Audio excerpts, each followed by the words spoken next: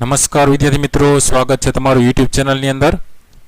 ધોરણ 9ની અંદર સંસ્કૃત વિષયમાં અલગ અલગ પાઠને લગતા સ્વાધ્યાયપોથીના આપણે પ્રશ્ન જવાબ જોઈએ છીએ. જેમાં પાઠ ચોથો આવે છે વલ્લભી વિદ્યાસ્થાનમ, એટલે વલ્લભી વિદ્યાસ્થાનક જે પાઠનો પ્રકાર છે ગદ્ય. આ પાઠને લગતા જે કાંઈ અલગ અલગ પ્રશ્નોના જવાબો છે, દરેક નાના મોટા દરેક પ્રશ્નોના જવાબો છે એની આપણે ચર્ચા કરશું. તો વિડીયો અંત સુધી જોજો. વિડીયો ગમે તો લાઇક કરજો અને તમારા મિત્રો પણ વિડીયો શેર કરજો. સાથે ચેનલમાં ઘણા બધા આવા વિડીયોઝ મુકાઈ ગયા છે, ન જોયેલા હોય તો એ પણ તમે જોઈ લેજો. આવનારી પરીક્ષામાં એ પણ તમને ઉપયોગી થશે. એના માટે વિડીયો સેક્શનની બાજુમાં પ્લેલિસ્ટ છે. પ્લેલિસ્ટમાં નીચે ધોરણ 9ને લગતા સામાજિક વિજ્ઞાન અલગ અલગ એવા પ્લેલિસ્ટ છે, જેની અંદર સ્વાધ્યાયને લગતા મોસ્ટ આઈમ્પી પ્રશ્નો, હેતુલક્ષી પ્રશ્નો એવા બધા જોવા મળશે. તો અલગ અલગ વિડીયો દ્વારા તમને જ્ઞાન મળતું રહે એવા વિડીયો દ્વારા પ્રયત્ન કરીએ છીએ. ચાલો હવે પાઠ ચોથાને લગતા અલગ અલગ પ્રશ્ન જવાબોમાં વિભાગ પહેલો આવે છે. નીચે આપેલા હેતુલક્ષી પ્રશ્નોના ઉત્તર લખો. વિભાગ પહેલો આવે છે ગદ્યલક્ષી પ્રશ્નો, જેમાં પહેલું છે અધોદત્તા નામ સંસ્કૃત શબ્દ નામ અર્થમ દત્તાભ્યામ વિકલ્પાભ્યામ ચિત્વા લિખત. એટલે કે આપેલા જે સંસ્કૃત શબ્દો છે એમાંથી જે સાચો વિકલ્પ છે એ લખવાનો છે. તેના જવાબ જોતા જઈએ. જેમાં છે જનપદ એટલે જિલ્લો, પુરા એટલે પહેલા, સમિતિ એટલે સભા, આગમહ એટલે જૈન ધર્મનો ગ્રંથ, વિદ્યાવ્યાસ સંગમ એટલે વિદ્યાભ્યાસ. ત્યાર પછી બીજો પ્રશ્ન છે અધોદત્તા નામ ગુર્જર ભાષાયા શબ્દસ્ય સંસ્કૃત શબ્દમ લિખત. તો એનો સંસ્કૃત શબ્દ લખવાનો છે. તો એમાં પેલું છે નાનું શહેર એટલે નગર, તો ઉપનગરમ. બીજું છે ભાષ્ય લખનાર એટલે ભાષ્યકારઃ. ત્રીજું છે ચિંતન અથવા તો વિચાર, એને કહેવાય વિમર્શ. ચોથું છે આજે પણ એટલે કે અધ્યાપી. બીજો વિભાગ આવે છે વ્યાકરણલક્ષી પ્રશ્નોના જવાબો. પહેલો છે એમાં અધોદત્તા નામ સંસ્કૃત શબ્દ નામ સમાર્થકમ શબ્દમ દત્તાભ્યામ વિકલ્પાભ્યામ ચિત્વા લિખત. એટલે આપેલા સંસ્કૃત શબ્દ છે એનાથી સમાનાથી શબ્દ, એનો વિકલ્પોમાંથી સાચો સમાનાથી શબ્દ ગોતીને લખવાનો છે. તો જોતા જઈએ. લબ્ધવા એટલે પ્રાપ્ય, સુરીહી એટલે પ્રાજ્ઞ અથવા ઋષિ, જન્મ એટલે જનનમ અથવા જનિહી, નામ એટલે અભિધાનમ. બીજો પ્રશ્ન છે અધોદત્તા નામ સંસ્કૃત શબ્દ નામ વિરુદ્ધાર્થકમ શબ્દમ દત્તાભ્યામ વિકલ્પાભ્યામ ચિત્વા લિખત. એટલે આપેલા જે સંસ્કૃત શબ્દ છે એના વિરોધી શબ્દ જે થતા હોય એ આપેલા વિકલ્પમાંથી લખવાના થાય. જેમ કે અધ્યયનમ એનું થશે અનઅધ્યયનમ, પછી અત્રનું થશે તત્ર, પછી થશે મંડનમનું થશે ખંડનમ, પછી પૂરા કાલેનું થશે વર્તમાને. ત્રીજો પ્રશ્ન છે અધોદત્તેભ્યઃ શબ્દરૂપેભ્યઃ પુલિંગ શબ્દો ચિત્વા લિખત. એટલે આપેલા જે વિકલ્પો છે એમાંથી પુલિંગ શબ્દ જે હોય એ લખવાનો થાય. તેમાં પહેલાની અંદર જવાબમાં આવશે આગમહ, બીજાની અંદર જવાબમાં આવશે ભાષ્યકારઃ, ત્રીજાની અંદર જવાબમાં આવશે વિજયી જનઃ, ચોથાની અંદર જવાબમાં આવશે વિશ્વવિદ્યાલય. ત્યાર પછી ચોથો પ્રશ્ન છે અધોદત્તેભ્યઃ શબ્દરૂપેભ્યઃ સ્ત્રીલિંગ શબ્દો ચિત્વા લિખત. એટલે આપેલા જે શબ્દ છે એમાંથી સ્ત્રીલિંગ શબ્દ જે થતો હોય એ લખવાનો થાય. તો પહેલાની અંદર જે ઓપ્શન આપ્યા છે એના પ્રમાણે સ્ત્રીલિંગ શબ્દ થાય શતાબ્દી, બીજાના જવાબમાં આવશે મીમાંસા, ત્રીજાના જવાબમાં આવશે સ્મૃતિ, ચોથાના જવાબમાં આવશે રાજધાની, પાંચમાના જવાબમાં આવશે વાચના. પાંચમો પ્રશ્ન છે અધોદત્તેભ્યઃ શબ્દરૂપેભ્યઃ નપુંસકલિંગ શબ્દમ ચિત્વા લિખત. એટલે આપેલા જે શબ્દો છે એમાંથી નપુંસકલિંગ જે શબ્દ આવતો હોય લખવાનો થાય. તો પહેલાની અંદર નપુંસકલિંગ શબ્દ આવે છે ઉપનગરમ, બીજાની અંદર નપુંસકલિંગ શબ્દ આવે છે વેદાંગણમ, ત્રીજાની અંદર નપુંસકલિંગ શબ્દ આવે છે દ્વારમ. ત્યાર પછી છઠ્ઠો પ્રશ્ન છે રેખાંકિત શબ્દસ્ય સમાસ પ્રકારમ લિખત. રેખાંકિત કરેલા શબ્દ છે એનો સમાસ પ્રકાર ઓળખાવાનો છે. તો એની અંદર પેલું જે વાક્ય છે એનો સમાસ વાદસભાયામ શાસ્ત્રાર્થમ ભવતી સ્મ. તો વાદસભાયામ, બરાબર. તો વાદસભાયામ છે એ કેવું છે મધ્યમ પદલોપી કર્મધાર્ય સમાસ છે. બીજું અત્ર પ્રવેશ પરીક્ષા ભવતી સ્મ. તો પ્રવેશ પરીક્ષા કેવું છે ચતુર્થી તત્પુરુષ સમાસ છે. ત્રીજું પૂર્વમત્ર અષ્ટાદશ વિદ્યાયઃ પઠનમ પાઠનમ ચ ભવતિ સ્મ. તો અષ્ટાદશ વિદ્યાયઃ એ કર્મધારય સમાસ છે. ચોથું અત્ર યથા રુચિ છાત્રાઃ અપઠન.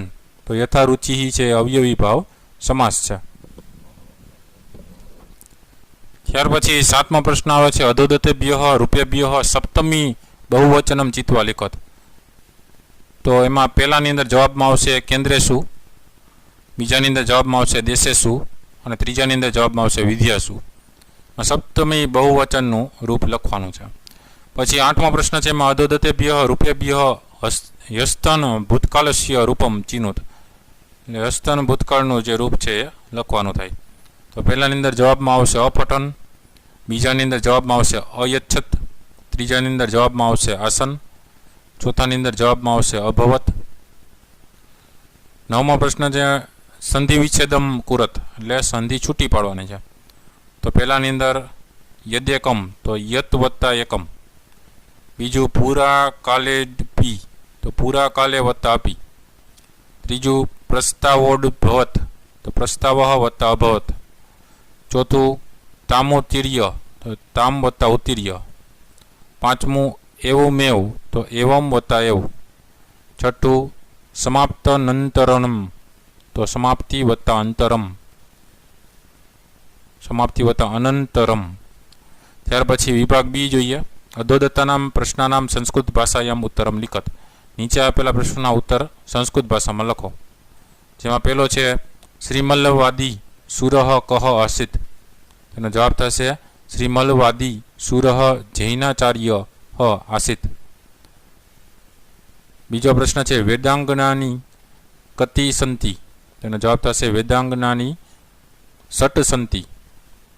ત્રીજો પ્રશ્ન છે નાલંદા વિશ્વવિદ્યાલય કસ્મિન રાજ્ય આસિત. તેનો જવાબ થશે નાલંદા વિશ્વવિદ્યાલય મગધ રાજ્યે આસિત. ચોથો પ્રશ્ન છે પ્રાચીન કાલાત વલ્ભી કસ્ય કેન્દ્રમાસિત.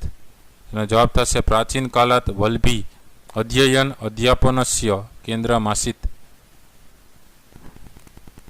ત્યાર પછી વિભાગ સી ની વાત કરીએ. અધોલિખિતાનામ પ્રશ્નાનામ ઉત્તરાણી ગુર્જર ભાષાયામ લિખત. માં પહેલો પ્રશ્ન છે વલ્ભીમાં કઈ 18 વિદ્યાઓનું પઠન પાઠન થતું હતું. એનો જવાબ છે વલ્ભીમાં નીચેની 18 વિદ્યાઓનું પઠન પાઠન થતું હતું. 4 વેદો, 6 વેદાંગો, પુરાણ, ન્યાયશાસ્ત્ર, મીમાંસા દર્શન, સ્મૃતિ ગ્રંથો, આયુર્વેદ, ધનુર્વેદ, સંગીતશાસ્ત્ર, અર્થવેદ અને 4 ઉપવેદો. બીજો પ્રશ્ન છે વલ્ભીમાં કયા કયા આચાર્યો થઈ ગયા. તેનો જવાબ છે વલ્ભીમાં ઈસવીસનની 4th સદીમાં ઋગ્વેદના ભાષ્યકાર સ્કંદસામી તેમજ સુપ્રસિદ્ધ બૌદ્ધ આચાર્યો સ્થિરમતી અને ગુણમતી તથા જૈન આચાર્યો શ્રી મલ્લવાદી સુરી થઈ ગયા. ત્રીજો પ્રશ્ન છે વેદો અને ઉપવેદો કેટલા છે. એનો જવાબ છે વેદો 4 છે. ઋગ્વેદ, યજુર્વેદ, સામવેદ અને અર્થવેદ. ઉપવેદો 4 છે.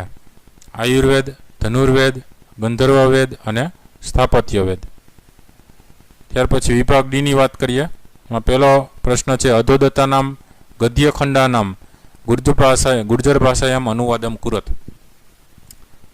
તો આપેલા જે ગદ્યખંડના પેરેગ્રાફ છે એના ગુજરાતીમાં અનુવાદ કરવાનો છે સંસ્કૃતમાંથી. પહેલું છે સંપ્રતિ વિવિધાથી લઈ મન્યતે સ્મ સુધી. પાઠ્યપુસ્તકના પાના નંબર 14 ઉપરનો પેરેગ્રાફ છે. એનો અનુવાદ જોઈએ કે અત્યારે વિવિધ વિશ્વવિદ્યાલયો પ્રસિદ્ધ છે. તેમાં કેટલાક એવા છે જ્યાં અધ્યયન માટે પ્રવેશ મેળવીને વિદ્યાર્થી પોતાની જાતને ધન્ય માને છે. એ જ રીતે જૂના જમાનામાં પણ આપણા ભારત દેશમાં એવા ઘણા વિશ્વવિદ્યાલયો હતા. ત્યાં વિદ્યા શીખવા માટે દૂરના દેશમાંથી આવીને પ્રવેશ મેળવીને વિદ્યાર્થીઓ પોતાને ધન્ય માનતા હતા. બીજો પેરેગ્રાફ છે ખિસ્તસ્યથી લઈને ભૂમિમ અયચ્છત પાના નંબર 15 પરનો. એનો અનુવાદ જોઈએ. ઈસુ ખ્રિસ્તની 5મી સદીમાં આ પરુ મૈત્રક રાજાઓનું પાટનગર હતું. મૈત્રકોની વ્યવસ્થા પ્રમાણે અધ્યયનની સમાપ્તિ પછી ચર્ચા સભામાં શાસ્ત્રાર્થ થતો. શાસ્ત્રાર્થમાં જુદા જુદા મતાંતરોનું ખંડન મંડનપૂર્વક ચિંતન થતું હતું.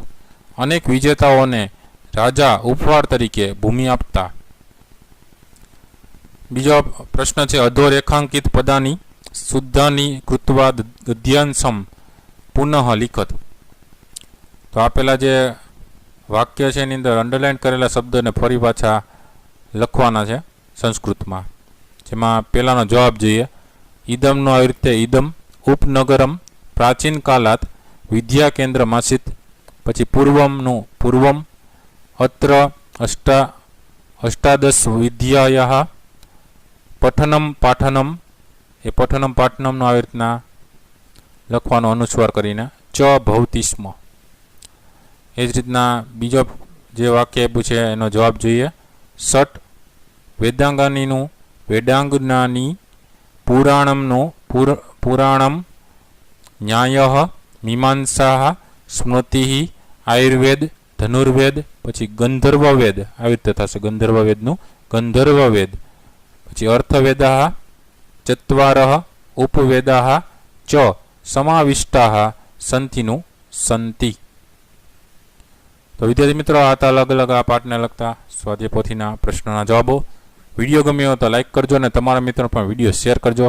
સાથે ચેનલને સબસ્ક્રાઇબ ન કરેલી તો ચેનલને પણ જરૂરથી સબસ્ક્રાઇબ કરી અને બેલ આઇકન પર ક્લિક કરી દેજો, જેથી કરીને નવા જેટલા આવા વિડીયોઝ મુકાય એની નોટિફિકેશન સૌપ્રથમ તમને જોવા મળે. ફરી પાછા નવા વિડીયો સાથે મળીએ. ત્યાં સુધી ન જોયેલા વિડીયોઝ પ્લેલિસ્ટમાં જઈને જોઈ લેજો. Thank you very much and take care.